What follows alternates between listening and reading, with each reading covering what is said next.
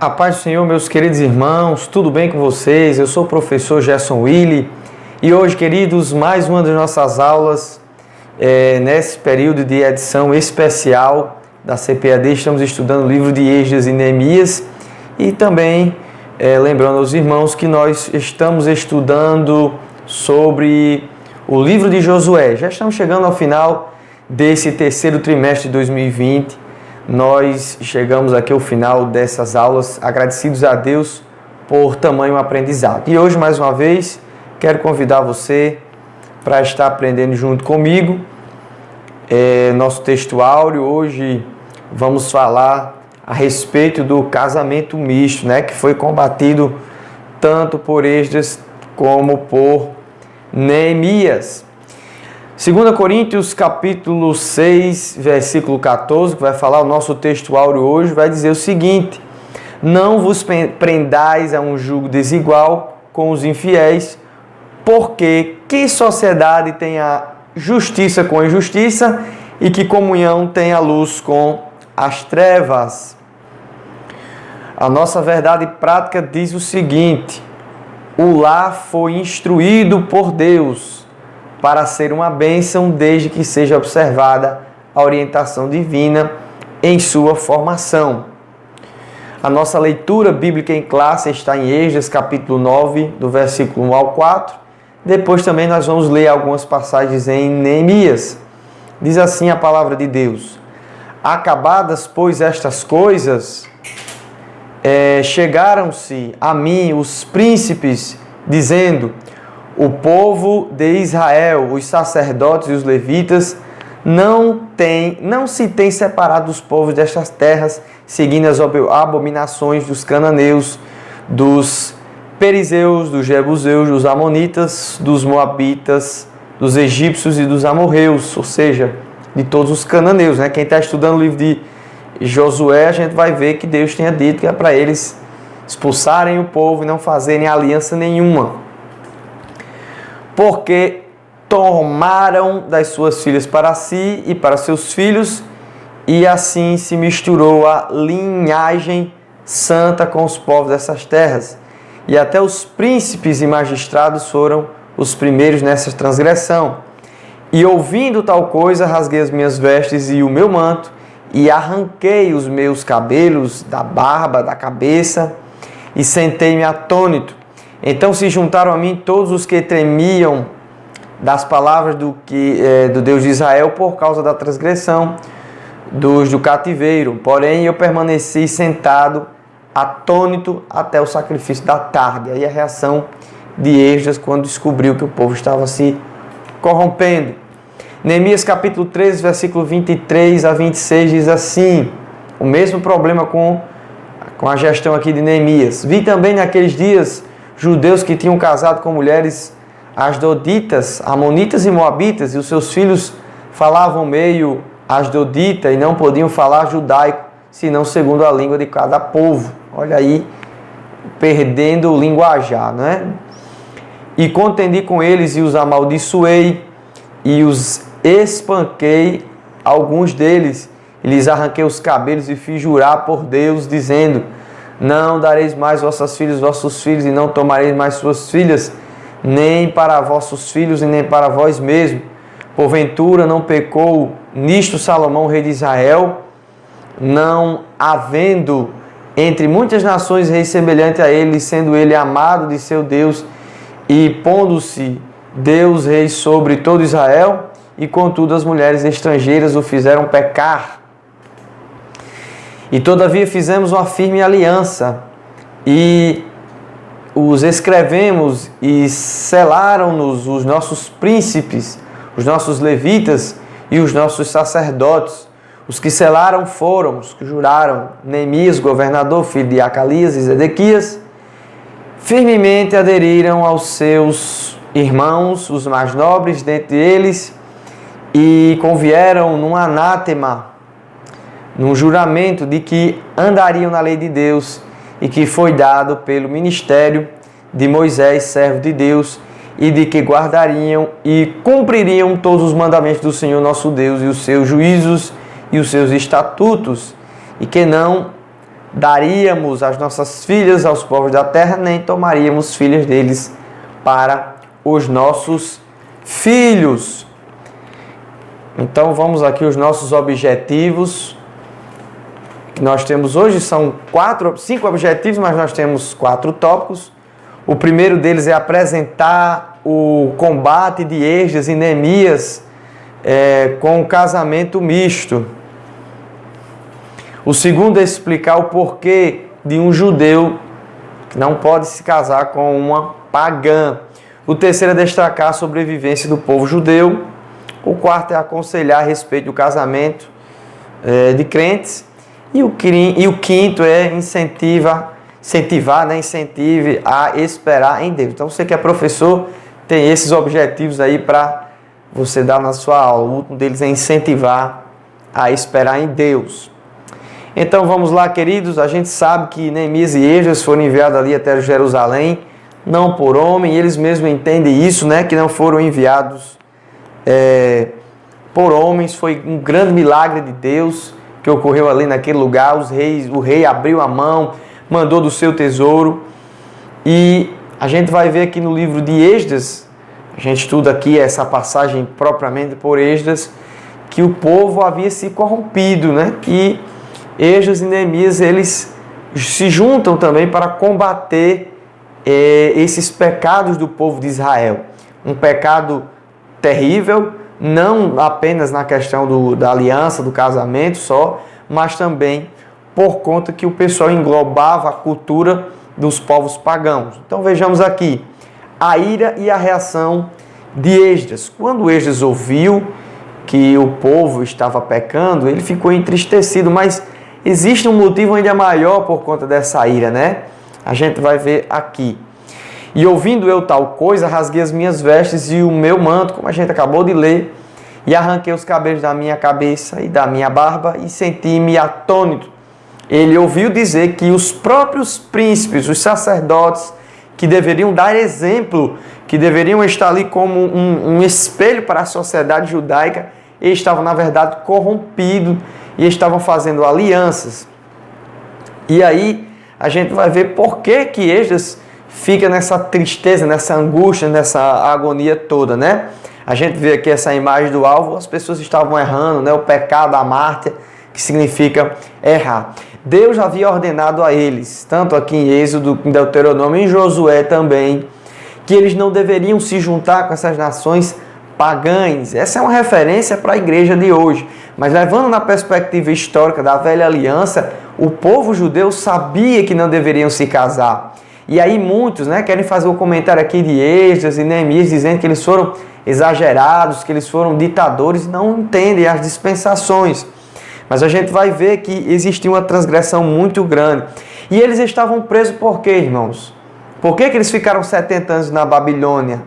O profeta Jeremias diz que Deus prendeu eles na Babilônia, que eles ficaram ali naquele local de cativeiro por conta da rebelião dos seus pecados. E eles agora novamente, depois de uma abertura que Deus deu a eles para que eles voltassem a viver uma vida como uma nação, tentassem reconstruir, eles continuavam no pecado. É como se eles não tivessem aprendido. Existem pessoas assim, que infelizmente não aprendem a correção de Deus e continuam na mesma prática, continuam no mesmo pecado, continuam debaixo da mesma subserviência do pecado e não entendem, são ingratos, pessoas ruins. E às vezes somos assim, irmãos. Se não é por causa da misericórdia de Deus, nós não conseguiríamos, porque somos ingratos. Deus deu a sua vida por nós, fez tudo, né, para que a gente não fosse não ficasse no mundo de pecado. E aí a ingratidão do ser humano em relação a isso. Então, o que é que o povo estava fazendo? Eles não estavam só casando. Há quem olhe para esse versículo aqui e só olha a questão do casamento. Como é que pode? Um casamento? Qual é o problema? Não é isso, irmãos. Eles estavam casando, e a gente vai ver nos versículos, do versículo 1, como a gente na leitura bíblica em classe, eles estavam seguindo as abominações. Seguir as abominações aqui significa que eles estavam acostumados. Veja que quando a gente deu a leitura ali em Esdras, nem os filhos estavam falando. Eles tinham um sotaque muito forte da língua caldeia, né? Dos adaditas, dos amonitas. eles tinham essa linguagem, porque nem os pais estavam educando seus filhos, estavam ali jogados ao relento. Então, não era só nessa questão da linguagem, eles estavam também aceitando em suas casas uma prática de pecado. Você pode dizer que Deus é um Deus que faz acepção de pessoas ouvindo isso, mas quando a gente está estudando também o livro de Josué, a gente vai se lembrar dos gibeonitas que fizeram parte do povo de Israel, não sendo israelitas, sendo de uma nação estrangeira, mas eles adquiriram os costumes de Israel e declararam que Deus era o Senhor, que o Senhor de Israel era o Deus deles. Então eles foram englobados, né? E na lei também dizia a respeito daquele que queria se tornar parte da nação de Israel, dos costumes. E não era isso que estava acontecendo. Não, eles não estavam pegando mulheres pagãs e transformando em judias. Eles estavam deixando o pecado entrar na vida deles. Daqui a pouco estavam lá se prostrando diante das imagens dos deuses pagãos e até ensinando os seus filhos, fazendo assim uma impurificação, né, tanto cultural quanto espiritual. Amém? Então vamos lá. Eles casaram-se. E não só casaram-se, eles pegaram os filhos e deram também em casamentos. Ali, casamento naquela época não é como hoje, né? Na verdade, o casamento ali era como um acordo, às vezes um acordo de propriedade, um acordo de herança.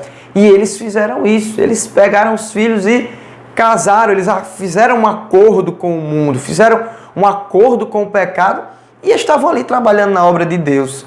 E aí, irmãos, trabalhar na obra de Deus em pecado é um problema sério, porque Deus não recebe e o diabo acaba tomando legalidade contra as nossas vidas. Então vejamos aqui Esdras na sua oração. Esdras vai fazer uma oração aqui muito bonita.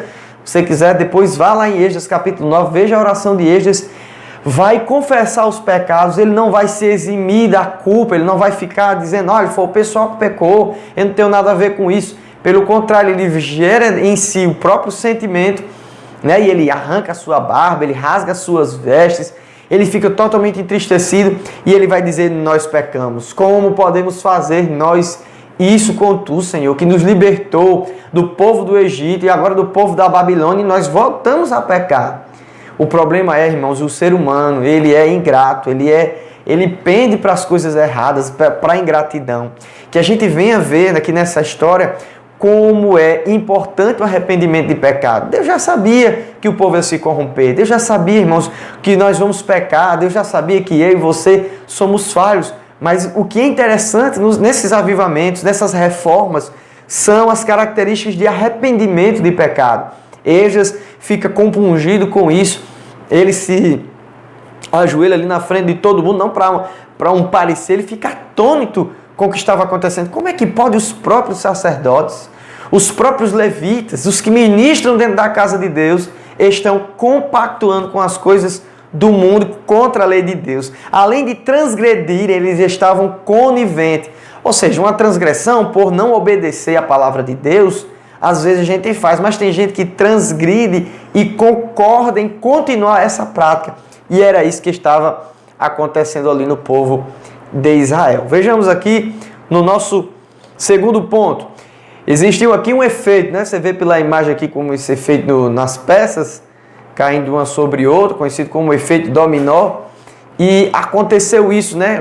As pessoas viram o que é que Esdras estava fazendo, o que é que o escriba estava fazendo, entristecido. O homem que conhece a lei de Deus, o homem que conhece a palavra de Deus, ele sabe do grande rigor que é o seu pecado.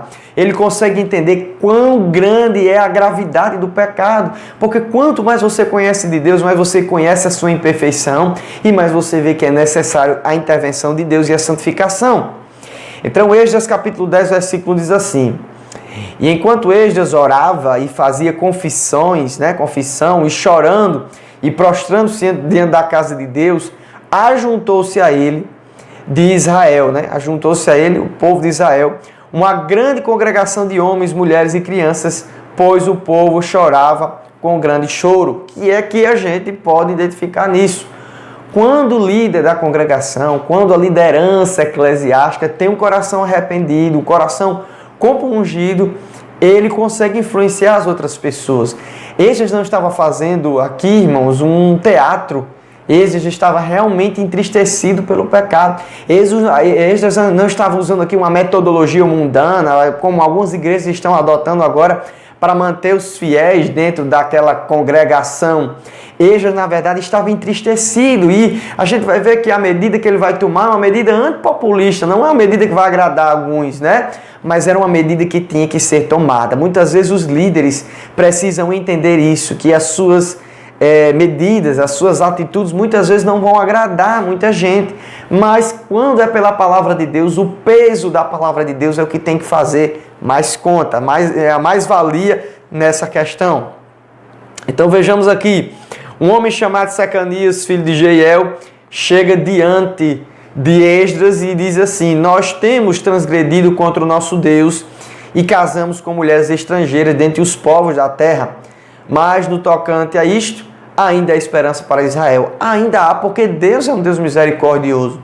E que interessante, alguém chegou para o líder e disse para ele: olha, Esdras, nós entendemos o pecado, nós compreendemos. Meu irmão, como é importante quando a gente prega a palavra de Deus, a gente mostra o erro ao povo e o povo se sente realmente compungido, né? Há uma dificuldade muito grande hoje das pessoas não quererem mais, eu já falei isso em algumas outras lições, não quererem mais ouvir a palavra de Deus, não quererem mais escutar, fazer com que o coração saia naquele culto, naquela reunião, o coração quebrantado. Muitos pregadores hoje têm práticas totalmente diferentes daquilo que a gente vê na palavra de Deus. Na verdade, querem animar emocionalmente, diga para o seu irmão, olhe, profetize, diga aquilo outro, e não entendem que às vezes aquela congregação, aquelas pessoas ali estão precisando de ouvir um arrependam-se, mudem. O mundo está precisando ouvir isso, a igreja brasileira está precisando ouvir isso. A gente não pode sair dos cultos achando que somos super-herói, que ninguém é melhor do que a gente tem que sair entendendo a palavra de Deus, sendo exposto à palavra de Deus e mudando a nossa forma de pensamento. Quão miseráveis nós somos, quão pecadores nós somos, que necessitamos de um Deus misericordioso. E principalmente, irmãos, pela fé vindo ao arrependimento. Porque se Esdras não entendesse a gravidade, não entendesse o caráter de Deus, ele não teria feito isso, não teria ficado com seu coração tão arrependido. Então Secanias diz o seguinte: levante-se, levanta-te, Esdras, pare de chorar, nós vamos mudar. E aí a importância das pessoas ajudarem os líderes, né? O apóstolo Paulo, se eu não estou enganado, agora essa referência aqui não estava combinada, mas eu lembro que ele disse que os liderados não devem trazer trabalhos, cargas excessivas para cima dos líderes, dos pastores, e muitas pessoas são cargas, né? Arrumam confusões, não escutam a palavra, entendem a palavra, mas querem fazer aquela contenda, né? E o importante é quando está ali os liderados ajudando os líderes, e foi isso que Secanias fez. Ele chegou e disse: nós estamos com você, entendemos o pecado, se levante e vamos colocar isso em uma diferença muito grande do que está acontecendo aqui no povo de Israel. Ou seja, escutamos a palavra. Ele diz também: nós faremos, nós ouviremos você, nós iremos adiante, nós esperaremos os seus conselhos. E aqui, juntando os dois assim, teu este negócio. O que é que ele estava dizendo aqui, Secanias? Você, Esdras, que é o líder espiritual, é que tem a responsabilidade de chamar o povo, de fazer uma grande reunião para que as mudanças espirituais aconteçam, para que as pessoas se transformem através da palavra de Deus. Irmãos, o pecado ele só é mostrado através da lei, da palavra de Deus. Quando você enxerga a palavra de Deus, o Deus tremendo que Ele é, santo e imutável, aí você começa a ficar preocupado. E aí, pelo Espírito Santo de Deus, nós conseguimos vencer. Lembrando, irmãos, que a salvação não é pela lei. Lembrando que a gente nunca vai conseguir ser perfeito. E por isso Jesus Cristo morreu na cruz do Calvário para nos substituir naquele local, fazendo com que as nossas vidas fossem compradas pelo seu precioso sangue, e aí é através dele que ele nos dá graça para que nós venhamos ser agradáveis a Deus. Então chegamos aqui no nosso último subtópico desse ponto, ou subponto, seja lá como você queira chamar, o arrependimento do povo, né? Então, se levantou Esdras e o sacerdote e disse-lhes: vós tendes transgredido. Depois que Secanias disse: levante e diga às pessoas, você que é líder de congregação, você que é líder de departamento, você que trabalha na sua igreja, está vendo algo errado, é contra a palavra de Deus, irmão, não se venda. Vá lá e diga: você está errado, mas isso com amor e seriedade e firmeza. Olha, eu estou achando que vocês... Não, irmãos, a gente precisa disso, de pessoas que tenham coragem de denunciar o pecado, de falar que realmente as coisas precisam ser mudadas, porque se o critério não é a palavra de Deus, se a situação não for mudada pela palavra de Deus, não tem negócio. Então o que é que Esdras falou? Vós tendes transgredidos e casaste com mulheres estrangeiras, aumentando ainda a culpa de Israel.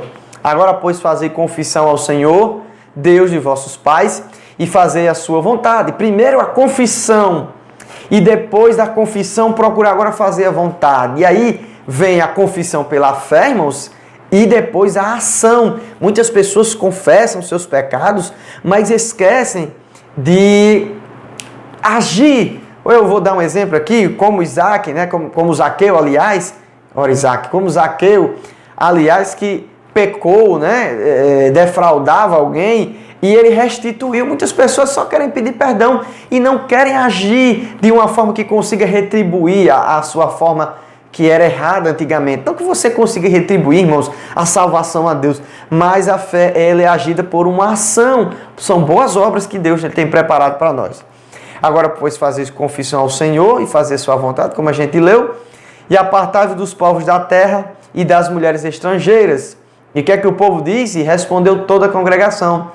E disse em altas vozes, assim seja conforme as tuas palavras nos convém fazer. Então, vejamos aqui. Neemias já temos escrito aqui no capítulo 3, versículo 25, dele também lutando contra essas pessoas, né? Inclusive, irmãos, olha que coisa séria. A gente viu em umas lições aí que os inimigos de Neemias eram Sanbalate e Tobias, e um dos sacerdotes entregou a sua filha para casar com esses, né? Com um desses Tobias, e o outro entregou também, fez acordo de casamento lá com os filhos de Sanbalate. Então o povo estava corrompido. Os filhos dos príncipes, dos sacerdotes, dos levitas, que deveriam estar dando exemplo, eles estavam ali, fazendo um pacto com os inimigos, que teriam o papel maligno de querer atrapalhar a obra de Deus. Não é assim que acontece hoje, irmãos. Pessoas que estão dentro da congregação, estão dentro da igreja, mas têm amizades mundanas, mas procuram coisas mundanas e acabam, não, isso não tem nada a ver, a gente tem que ser amigo, o cristianismo não é legalismo, o cristianismo não é legalismo, né? Principalmente na parte do ismo. Deus, ele nos dá a sua graça para cumprir a lei de Deus em Cristo Jesus através do seu sacrifício. Não que a gente consiga cumprir essa lei. Mas, no entanto, nós, irmãos, temos que entender que Deus é justo. Ele não junta o santo com o profano. E o crente tem que separar isso. O santo do profano. Então o povo se comprometeu. O Esdras fez ali um grande apanhado das pessoas, mandou reunir em 3 dias todos os judeus com a pena de perderem as suas propriedades. Eles se juntaram e naquele momento, feito o anúncio de convocação, o povo deu-se ali uma grande tempestade, uma grande chuva, e as pessoas estavam ali tremendo do lado de fora e escutando a palavra de Deus. Olha só, não teve tempo ruim para que aquelas pessoas escutassem a palavra de Deus. Elas vieram porque sabiam que o negócio era sério, né? Então não devemos esperar tempo, né? O tempo melhorar para nos arrependermos. Também não devemos esperar um tempo para que você tome uma atitude em relação ao pecado. Você não deve esperar, vou deixar para depois, vou ver se a pessoa melhora por si só. Vá lá, irmão, dê conselho, corrija aquela pessoa e modifique essas atitudes. Se Deus de autoridade é você, Deus também vai lhe dar embasamento, nem que seja com chuva, com tempestade, gente fazendo cara feia. Deus, ele dá autonomia aos seus filhos. Chegamos aqui no nosso ponto 2. Deus havia proibido o casamento, isso a gente já viu em Êxodo capítulo 34, 11 e Deuteronômio 7 e versículo 3 e 4. Como vimos antes, o problema não era meramente pessoal, e sim de cunho santificador. Deus não faz acepção de pessoas, como a gente viu. Os judeus, quando casavam-se com mulheres pagãs, acabavam aprendendo seus costumes. A gente viu isso. Deus havia proibido por causa disso, porque eles pegavam as práticas. Então, o ponto 2 aqui diz o seguinte: a história de Israel registra vários exemplos das consequências nefastas do casamento misto. Vejamos algum. Primeiro, isso aqui, irmãos, já está direto aqui, porque a gente já sabe, Salomão, né? que perverteu o seu coração e seguiu Deus estranho por causa do casamento de mulheres, casou com várias mulheres de Deus para fazer pactos de reinado, né? E aconteceu que ele se corrompeu e, segundo, né, a palavra de Deus e alguns historiadores também, diz que ele passou próprios filhos, né, no fogo a Moloque, e aí um pecado grande. E Acabe, irmão, quem é que não lembra de Acabe, que era totalmente dominado pela mulher pecaminosa Jezabel, né, que corrompeu-se e vivia perseguindo os profetas de Deus. E aí grande foi a ruína de Acabe, bem como da sua mulher Jezabel. Então, quando acontecem esses casamentos mistos, né, no povo de Israel, há uma grande desonra. É diferente de quando a gente lembra ali do livro de Ruth, quando se casa com Boaz, né? Aquela mulher não era judia, mas ela acabou entendendo que o Senhor era Deus, e ela acabou sendo o quê? Da linhagem, né? Que ela acabou fornecendo a linhagem, digamos assim, do próprio Davi, do próprio Jesus. Raabe também, do mesmo jeito. Veja, irmãos, para que você não seja legalista no entendimento do Velho Testamento, para que você não perca a intenção do caráter de Deus. Deus não estava falando só da nacionalidade daquelas outras pessoas. Deus estava falando dos costumes, das práticas que aqueles judeus haviam adquirido, que era contra a vontade do Senhor. Então Deus permitiu que Raabe fizesse parte da linhagem de Jesus, bem como os gibeonitas, né, conhecidos como os heveus, fizessem parte da linhagem do povo de Israel, ali se juntando, e também Ruth. Então, irmão, por que Deus estava agora querendo que esse pessoal saísse? Então aqui a gente já sabe o motivo, porque eles se corromperiam. E chegamos aqui a esses dois últimos pontos, a sobrevivência do povo judeu. Isso aqui, irmãos, é um apanhado bastante histórico, né? Os judeus sofrerão ao longo de toda a história com grandes perseguições que prometiam dizimá-los e desterrar o nome deles. Desde a invasão de Tiro no primeiro século, passando sobre as Santas Cruzadas, santas entre aspas, que eram o Papa que chegava ali para arrasar com os judeus. Vocês são acusados de matar o Cristo. Até a Segunda Guerra Mundial, e aí tem várias outras coisas aí contra os judeus. Observamos o grande milagre de Deus sobre a vida deste povo. Casar-se com sua própria linhagem tem feito com que os judeus tenham mantido a sua sobrevivência, né, e seus costumes. Então, depois dessa situação, eles foram mantidos de forma diferente, ele permaneceu essa linhagem. Quem quiser ver mais essa questão aqui, é interessante, mas a gente sabe que hoje não existe circuncisão ou incircuncisão diante de Deus, e sim o ser uma nova criatura. Então, aqui do nosso ponto 4, né, uma palavra final sobre o casamento dos crentes. O apóstolo Paulo diz aqui em 1 Coríntios, capítulo 7, versículo 39, que fica livre para casar, contanto que seja no Senhor. Quem é que seja no Senhor, né? Então, 2 Coríntios, capítulo 6, versículo 14 e 17, diz assim: não vos prendais a um jugo desigual com os infiéis. A gente está vendo aqui dois animais. Quando ele fala em jugo desigual, fala aqui sobre o animal, quando está arando a terra, ou então quando eles estão levando uma carroça, e se forem dois animais diferentes, um é maior do que o outro, irmão, um tem um costume diferente do outro, pode se estranhar, e aí o negócio vai desandar. E aí o apóstolo diz: porque que sociedade tem a justiça com a injustiça, e que comunhão tem a luz com as trevas, e que concórdia entre Cristo e Belial, ou que parte tem o fiel com o infiel, e que consenso tem o templo de Deus com os ídolos, porque vós sois templos de Deus vivente, como Deus disse: neles habitarei e entre eles andarei, e eu serei o seu Deus e eles serão o meu povo. Por isso saí do meio deles e apartai-vos, diz o Senhor, e não toqueis nada imundo, e eu vos receberei. Olha aqui que é o que o apóstolo Paulo está citando, né? Uma passagem do Velho Testamento, e ele está dizendo o seguinte: que para que Deus receba você, você não pode estar em julgo desigual. E aí, não tem nada a ver, relacionamento, Deus não se mete nisso. Que conversa, irmãos, isso aí é eu vou chamar isso até de uma heresia, né? Uma precipitação muito grande, você dizer que Deus não se mete em relacionamento, que o crente está livre para escolher qualquer pessoa, independente de religião, porque Deus é amor. Não é o Deus da Bíblia, não é o Deus do Novo Testamento, também do Velho Testamento, e o apóstolo Paulo está dizendo aqui que você é livre, ele falando aqui num contexto de viuvez, né? Para casar com quem você quiser, contanto que seja no Senhor, que essa pessoa seja cristã. Então não importa, meu irmão, não há desculpa, não tem aquela história de, depois que eu casar, eu vou santificar aquela pessoa. E aí acaba acontecendo totalmente contrário, né? Maioria das vezes, irmãos, acontece disso. Talvez você esteja assistindo esse vídeo e tenha dito, não, eu consegui salvar, entre aspas, levar para a igreja meu esposo ou meu namorado, digamos assim. Mas a maioria das vezes, irmãos, nós somos pendidos para o pecado, vamos ser levados pelos costumes, não querendo desagradar ao homem e assim desagradando a Deus. Chegamos aqui no nosso ponto 5, encerramos aqui.